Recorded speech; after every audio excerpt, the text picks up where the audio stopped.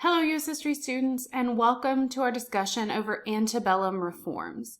Now, just for clarification, antebellum, by definition, is the era between the New Republic and the Civil War. So, approximately 1800 or so through 1860, 1861. During the early antebellum era, that first 40 years between 1800 and 1840, a number of really prominent social reformers begin to fight to bring an end to a variety of social issues. The three main issues that they're seeking to end are temperance, and they're not really seeking to end temperance so much as begin temperance. Temperance means a ban on alcohol. So the Temperance League people basically are wanting to ban alcohol because they see that, in their opinions, it is the root of all bad things in society. The second one is abolitionism. This is the group of people that are wanting to ban slavery. And the last one is women's rights. It's the early portion of the antebellum period that really gets the women's rights movement off the ground. Now, by 1800, church membership was really low, and it was continuing to fall. At this point, just 1 out of 15 people in America was a member of a church. And the people that were running these churches really saw that as a bad thing. They saw poverty and crime and immorality were going up, and they really saw that it was going up too quickly. And they felt like the reason was because these people needed Jesus, and they did not get their weekly sermon. So from 1800 to 1830s, a series of religious revivals sweep around the country. And this is very similar to your Jonathan Edwards, sinners in the hands of an angry God, going around the country and preaching the gospel kind of thing that we saw during the colonial era with the First Great Awakening. And so because it's so reminiscent of that time period, we call it the Second Great Awakening.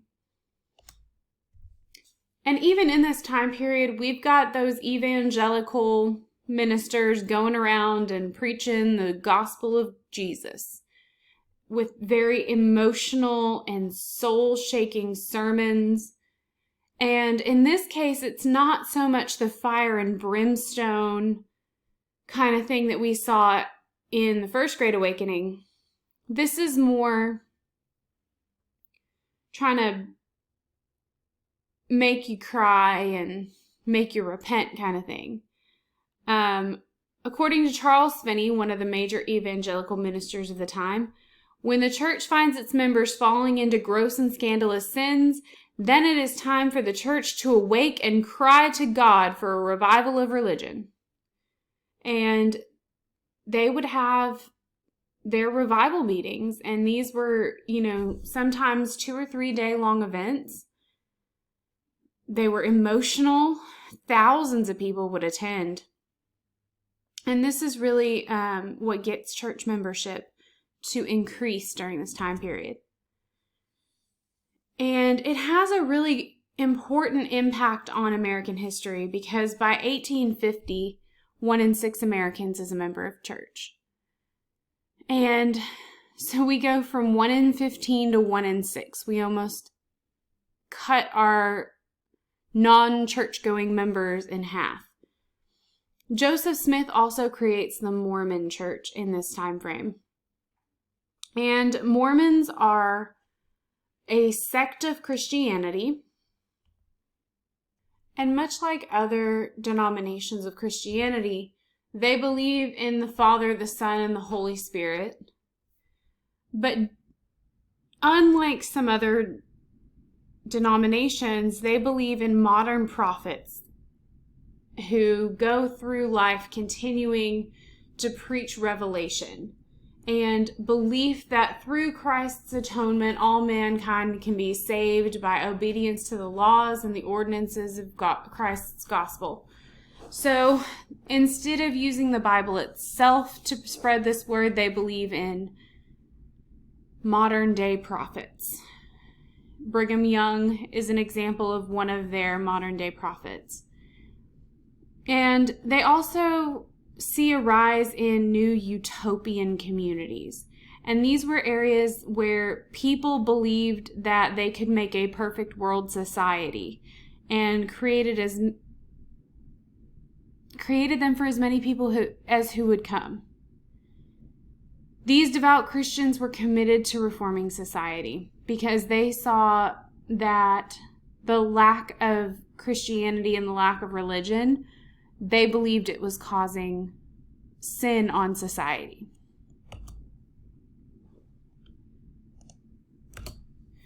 By 1800, alcohol abuse was seen as a really serious problem.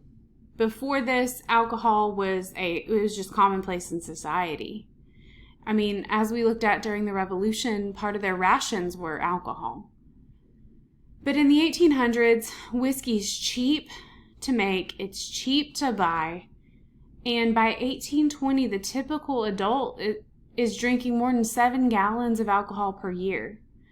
The modern adult usually drinks on average about 2.5 gallons. So they were drinking, in some cases, to excess. And a large portion of society was drinking to excess. And then you get some people that come in and they see alcohol as being linked to crime, to debt, to abuse, to on-the-job issues. So if you look at it from their perspective, you're in debt because you spend all your money on alcohol. And you commit crimes so you can go get more alcohol. And you're drunk so you beat your wife. And you're drunk so you can't do your job properly. This is the thought process of those temperance people. And so that's when we start seeing the beginnings of the temperance movement. And these ladies, mostly ladies, would go around trying to get people to pledge not to drink. So basically to make a promise that they would not drink. And so we get the Women's Christian Temperance Union. And this organization is the most prominent temperance organization of the era. And it plays a really important role because they're the women that are going out there and they're doing all of these things in society, going up to people and trying to get them to pledge not to drink. And if you look at our chart here, and the annual consumption of alcohol contained in all alcohol beverages per capita in U.S. gallons, by 1830, it drops to almost an all-time low. By the 1920s, it drops even lower because we get prohibition, which is the amendment that bans alcohol. So from 1820 to 1830, drinking fell from 7 gallons per year to about 3 gallons per year. So still a little higher than the national average in our modern society, but significantly lower. And so these temperance ladies were quite pleased with themselves. And in the 19th century, we don't really have a true education system. For the majority of people, education is seen as a rich man's right that they get to have. They get to educate their children because they have money. And the poorer people in society didn't have that opportunity. In most states, classes were not even divided by age, especially in the more rural or country areas of the nation, because they had so little students that they would generally just have a one-room schoolhouse, and everybody in the town and the surrounding areas would go and learn from a single teacher. And it didn't matter how old you were. It didn't matter what grade you were technically supposed to be in, if they even had a grading, like a grade level system. You got taught by the same teacher in the same classroom. Massachusetts and Vermont were the only states in the 19th century that had what we call compulsory attendance laws. And that's what we have today, where you have to go to school from a certain age to a certain age. And if you don't, then you get into legal trouble. You get truancy. in this time period, things were different, especially, like I said, in the rural societies where they have to go out and work on their parents' farms. Most kids didn't attend school past the age of 10. So at 10 years old, you're in, I believe, 3rd or 4th grade. And after that, you would go work on your family's farms. Education reformers start seeing that this is a detriment to American society because it's not only hurting our society in the long run because these people are going to grow up and they're going to be uneducated, but it's a detriment to our children who deserve to learn and deserve to have the opportunity to do so. So these reformers like Horace Mann start to create public schools for children across the country.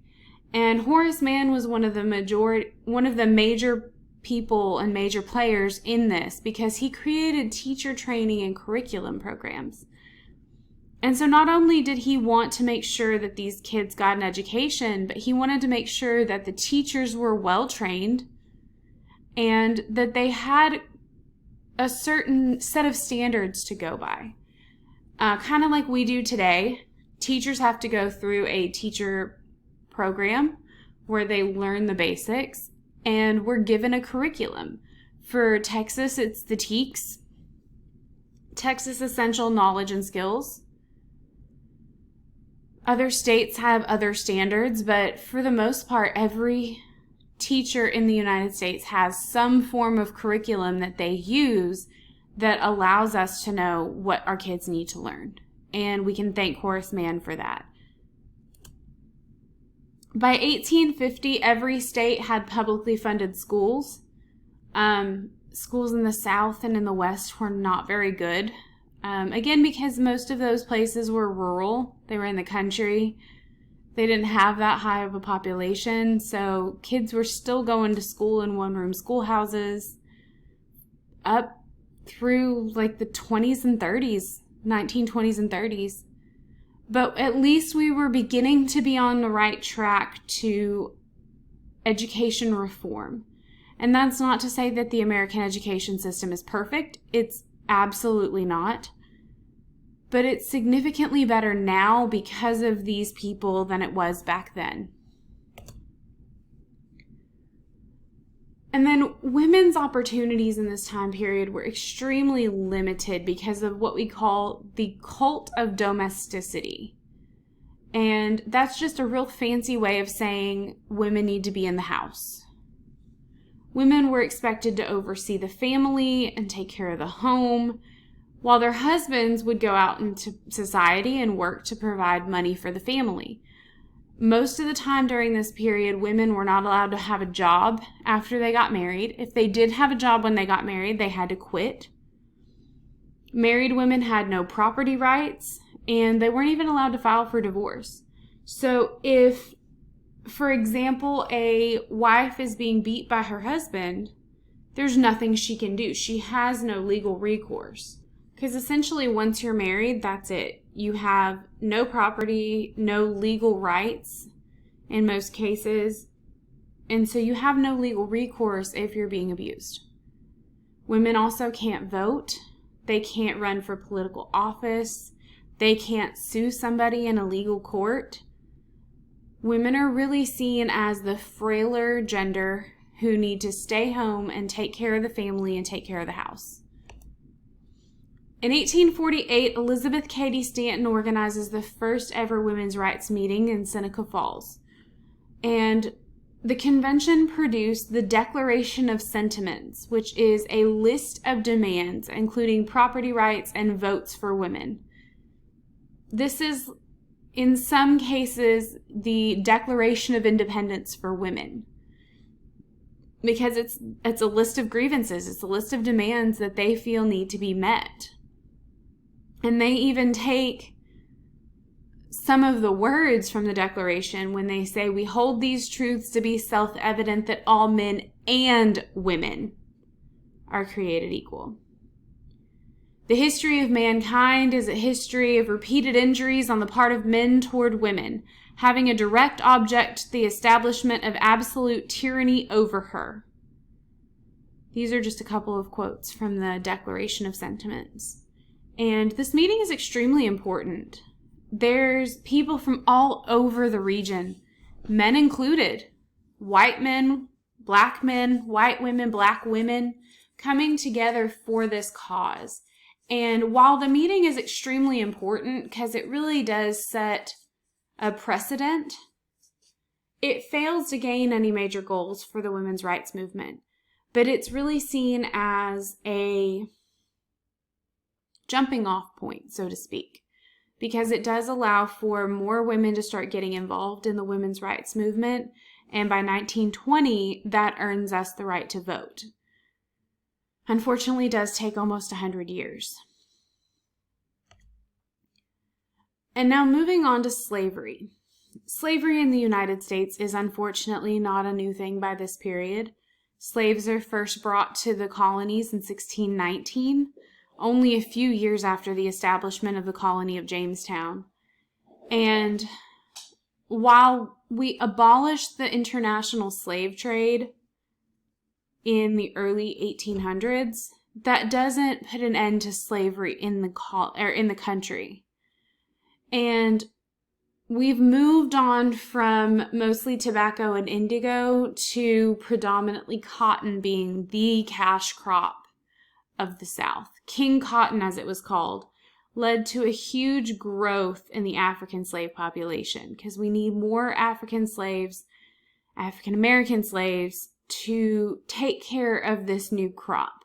And so as we move through the 19th century, we start to see many more Northerners seeing slavery as immoral. And this is partially because of the First Industrial Revolution, but also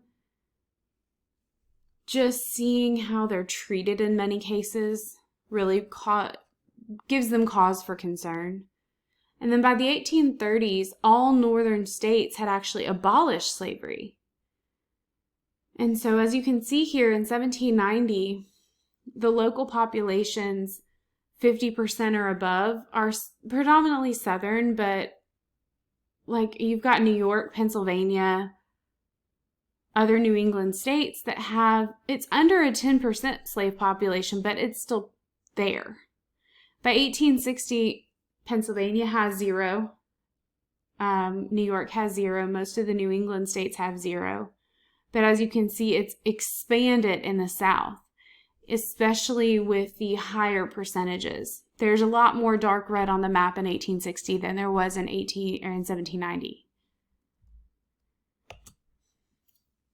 And slave rebellions and escape through the Underground Railroad starts to become even more common. These people are starting to finally stand up for themselves and kind of fight back, so to speak. You get Nat Turner's rebellion, John Brown's raid, things like that. And we get the establishment of the Underground Railroad because of fugitive slave laws. So if a slave were to run away from a plantation and be caught, they had what basically amount to bounty hunters who would go out and look for these people. And if they found them, they would take them back to their owners, who would then pay the bounty hunters and in many cases abuse the slaves for punishment for running off. And by the 1830s, abolitionism grew radical. And abolitionism is the desire to emancipate slaves or make them free. And abolitionism grows more popular in the North, but was seen as a threat to the Southern way of life. So a lot of Southerners maybe didn't necessarily agree with it in all of its senses, but it was how they made such a large profit, and many of those plantation owners didn't want to give up the money. Now, the whole benevolent slave trope and benevolent master, and that's not reality in most cases. Not to say that there weren't some people who really did treat their slaves like family. There were those people. But a large majority of white Southern people just thought that African Americans were lesser than because of the color of their skin. And freeing these people, who they didn't really see as human in many cases, was a threat to their way of life that they just weren't willing to give up. And so abolition really grows in the North, especially with William Lloyd Garrison, who is the gentleman here on the bottom. His American Anti-Slave Society and his Liberator newsletter demands immediate and end to slavery without any payment or reparations to the slave owners because they don't deserve it. You've held these people in perpetual bondage for how long? We're not paying you a dime. And he would publish this newsletter all over the country and really help to drum up support for the abolitionist movement.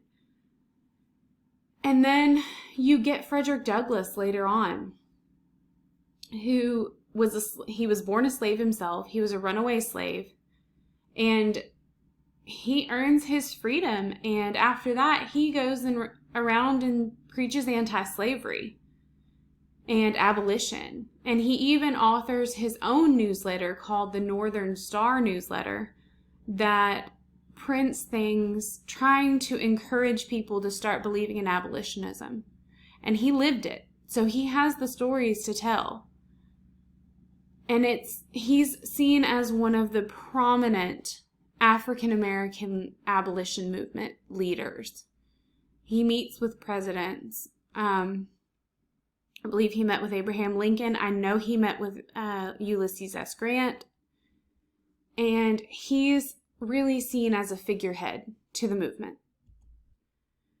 Before 1800, America was not very democratic.